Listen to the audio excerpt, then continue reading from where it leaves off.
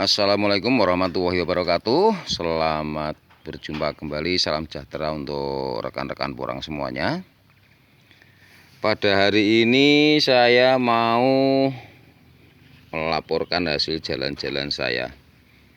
Karena beberapa hari yang lalu saya mendapatkan WA dari temanku kalau dia juga nanam porang.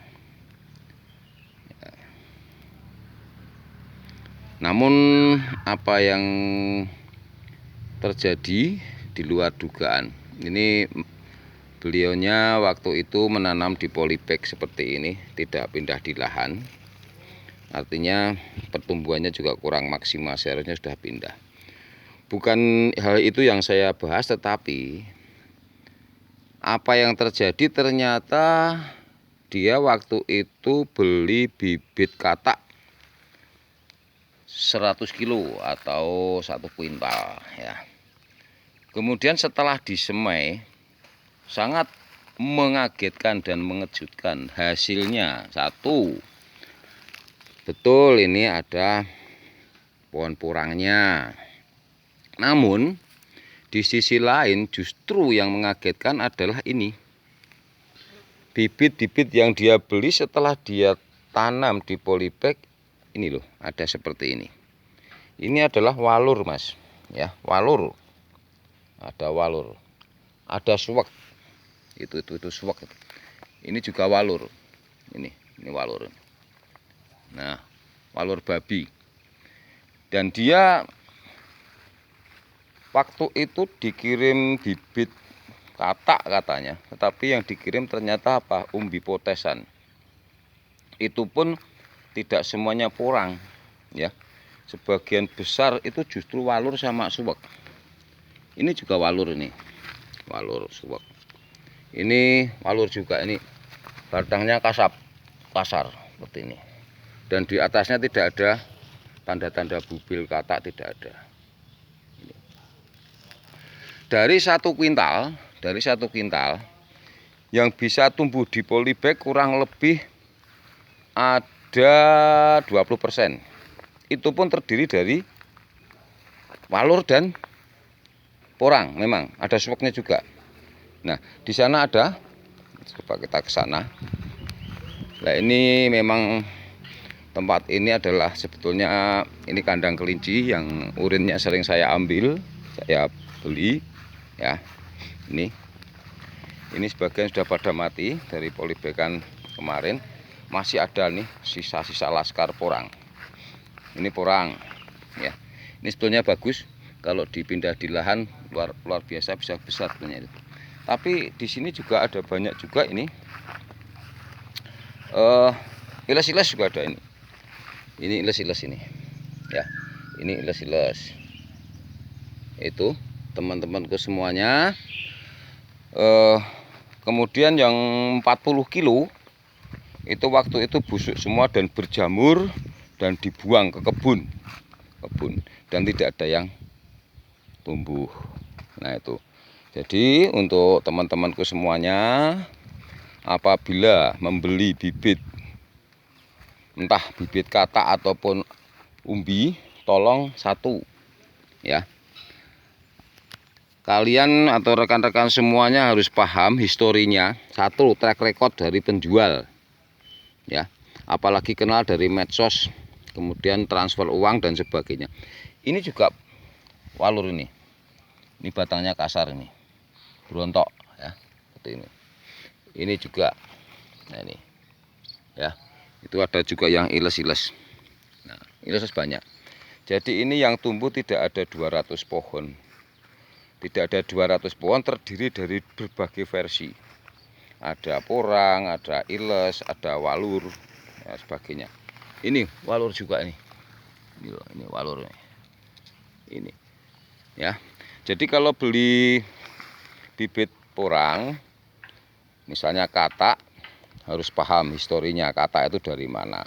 Alangkah bagusnya beli kepada orang-orang yang sudah kenal, apalagi justru kalau lebih bagus lagi adalah pembudidaya, sehingga itu memang hasil panenan sendiri. Jadi kalau hasil panenan sendiri dan mungkin beliau sudah atau yang bersangkutan itu sudah ini ya walur nih, juga kasar semua ini ngeri ya. Jadi seperti ini ya. Jadi histori umbi itu seperti apa. Kalau perlu cek ke lahan atau ke lokasi yang mau beli yang jual itu, sehingga seperti apa speknya. Kalau memang cocok gitu, cocok, timbang, bayar, bawa pulang. Asalkan bibit itu benar-benar rekan-rekan sudah paham. Kalau kata ya harus kata lepas alami ya. Kata lepas alami itu di bekas batang tempelan itu pasti warnanya oranye kalau tua. Kalau masih putih berarti itu lepas paksa.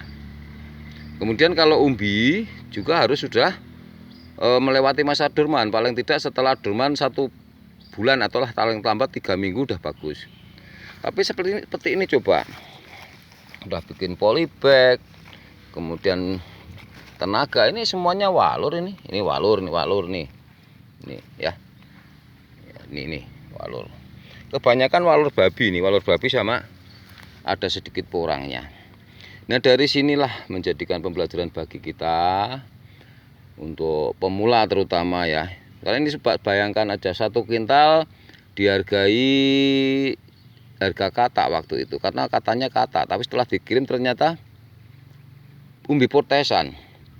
Nah ini tolong untuk rekan-rekan penjual itu sebetulnya memang menjadikan jalan rezeki kita semuanya, tapi mutualis lah. Paling tidak tolong dikasih edukasi untuk teman-teman pemula, sehingga bagaimana caranya menanam dan sebagainya juga yang amanah. Artinya betul bibit-bibit itu yang kita jual itu yang betul-betul recommended, artinya aman untuk ditanam dan sesuai harapan dari para petani. Apalagi pemula, kasihan dong, udah uangnya ngutang dan sebagainya tetapi hasilnya seperti ini. Coba kalau walur seperti ini banyak sekali nih. Jadi kemarin saya tanya itu waktu di jalan, wah pokoknya semuanya hampir busuk. Yang tumbuh itu tidak ada 10%, itu pun terdiri dari walur dan porang. Ada beberapa suwak juga di situ ya. Jadi ini tidak saya tata, tidak saya atur, ini semuanya sudah di sini ya.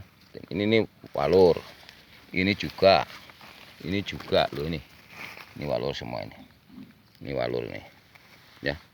Ini ya seperti itu. Ini porang ya. Jadi lainnya sudah pada mati di polybag, cuma yaitu hasilnya seperti tadi. Nah ini juga walur ya. Itu iles, ada ilesnya, itu iles ya.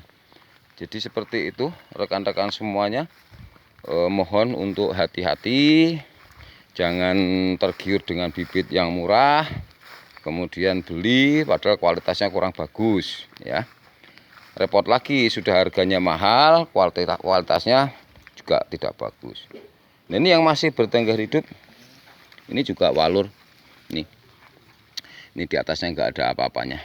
Ini ya, ini kasar semuanya, batangnya kasar, ini juga kasar. Nah seperti itu, jadi kelihatan banget ya, itu ada iles-ilesnya ya. Itu teman-teman, semoga menjadikan pelajaran bagi kita semuanya. Kalau memang belum tahu, jangan tergesa-gesa melakukan tindakan untuk mengambil langkah, terutama untuk porang karena modalnya juga cukup besar, sehingga kalau sekali kita lepas atau tidak tepat nanti akhirnya kerugian besar ya. Ini kemarin ini ternyata umbi mini busuk dan ternyata dari potesan, itu pun campur-campur. Begitu untuk rekan-rekan semuanya, semoga semua ini menjadikan inspirasi bagi kita. Hati-hati, kalau perlu buatlah komunitas sehingga saling berbagi, sehingga hal-hal yang tidak kita inginkan bisa terhindari. Demikian, salam sukses untuk kita semuanya. Wassalamualaikum warahmatullahi wabarakatuh.